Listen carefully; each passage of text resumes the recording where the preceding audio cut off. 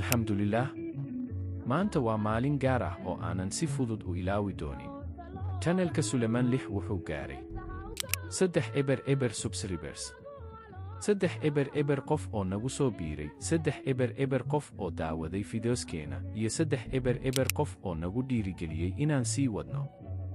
Runtii taageeradiinna aad iyo aad ayaan ugu mahadcelinayaa. Like, comment iyo subscribe kasta wuxuu noo yahay dhiirigelin weyn. Dhammaadka 3 halkanimation. 3 waa bilowgii oo keliya. Hadda waxaan u soconnaa 5 kadibna 1 subscribers. Mahadsanidin dhammaantiin. Suleman Lix Family, waan idin jeclahay. Reenka ugu dambeeya. Thank you for 3 subscribers. Suleman Lix, road to 1K.